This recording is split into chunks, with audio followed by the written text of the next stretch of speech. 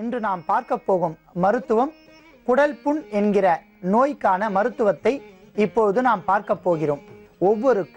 ஒவ்வொரு வகையான மருந்துகள் மீது விருப்பமாக இருக்கும். ஒருவருக்கு தீநீர் என்றால் பிடிக்கும், மற்றொருவருக்கு லேகியம், ஒரு சிலருக்கு சூரணம், ஒரு சிலருக்கு உணவே மருந்து என்கிற அடிப்படையில் பிடிக்கும். ஆகையால் தான் இந்த முறை நாம் குடல் புண்களுக்கான நோயை நாம் உணவே மருந்து என்கிற விதியின் அடிப்படையில் எவ்வாறு அதை போக்கிக் கொள்ளலாம் என்பதை பார்க்க போகிறோம். இதனை முதலில் நாம் கஞ்சியாக செய்ய வேண்டும். அதற்கு முதலில் நாம் 100 மில்லி அளவிற்கு தண்ணீரை நன்றாக காய்ச்ச வேண்டும். அன்பான நேயர்களே, நம் சித்தர் பெருமக்கள் எந்த வகையான மூலிகையும் ஆராய்ச்சி செய்து அதனுடைய பௌதீக ரசாயன மாற்றங்களை பல்வேறு வகையான குறிப்புகளாக எழுதி வைத்துள்ளார்கள். எப்பொழுதுமே மூலிகை மருத்துவத்தோடு மட்டும் சம்பந்தம் இல்லாமல் இயற்கையோடு இணைந்து இறை சக்தியும் பெற்றிருக்கும். ஆகையால் தான் எந்த ஒரு மூலிகையும் நாள் நட்சத்திரம் பார்த்து எடுக்க வேண்டும் என்று சித்தர்கள் கூறுகிறார்கள். அந்த வகையில் இந்த உளுந்த பருப்பு என்று சொல்லக்கூடிய கருப்பு உளுந்து சனி பகவான் என்று சொல்லக்கூடிய கோள்களோடு தொடர்பு உடைய ஒரு மருந்து பொருளாகும். யார் ஒருவருக்கு சனியினால் பாதிப்பு ஏற்பட்டால் அவர்கள் இந்த கருப்பு உளுந்தை தினந்தோறும் தலையின் கீழ் 10 கிராம் அளவிற்கு பொட்டலமாக மடித்து வைத்து கொண்டு தூங்கி வந்தால் அந்த கிரகத்தால் ஏற்படக்கூடிய கதிர்வீச்சிலிருந்து தப்பிக்கலாம்.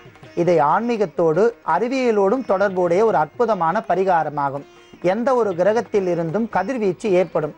அந்த சனி கிரகம் என்று சொல்லக்கூடிய கிரகத்திலிருந்து கதிர்வீச்சு ஏற்பட்டால் ஒரு மனிதனுக்கு வாத நோய் தாக்கக்கூடும்.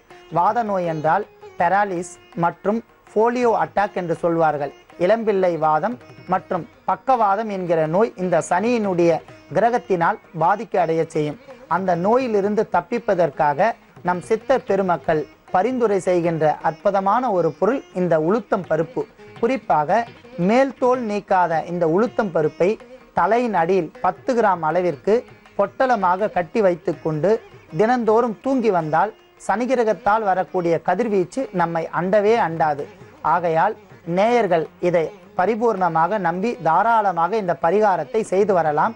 அவர்களுக்கு பூரணமாக குணம் தெரியும். அன்பான நேயர்களே, இப்பொழுது நாம் கருப்பு உளுந்து கஞ்சி ஒன்றை செய்ய போகின்றோம். அதற்காக கருப்பு உளுந்து 2 தேக்கரண்டி,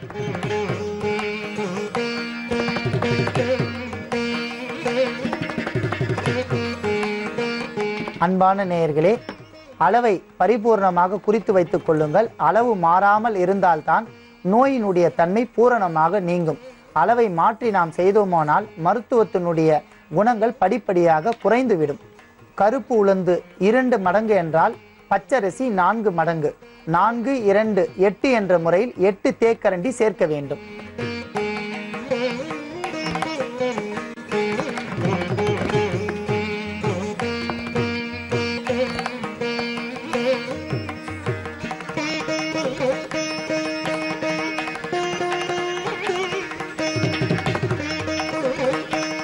நன்றாக கொதித்து கொண்டிருக்கின்ற அந்த உளுந்து கஞ்சியில் நாம் சோம்பை 1/4 தேக்கரண்டி சேர்த்து கொள்ளலாம்.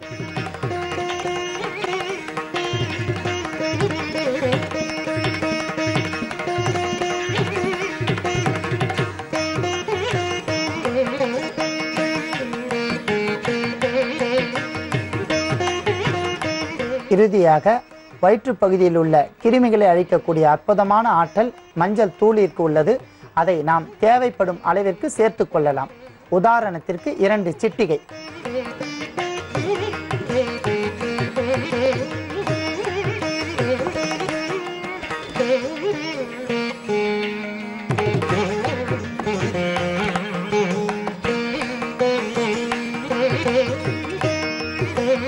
அன்பான நேயர்களே, இந்த உளுந்து கஞ்சி என்று சொல்லக்கூடிய கஞ்சியில் நாம் இடக்கூடிய பச்சரிசி பூரணமாக வேக வேண்டும்.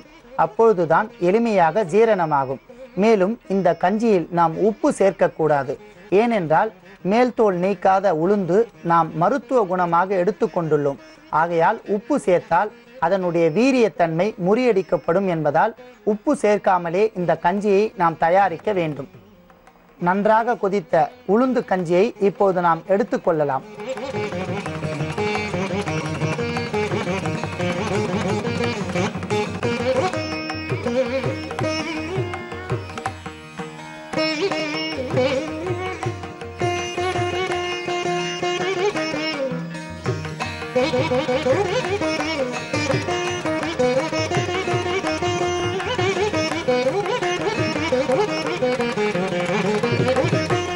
அன்பான நேயர்களே, அற்புதமான உளுந்து கஞ்சி என்று சொல்வார்கள் கிராமப்புறத்தில்.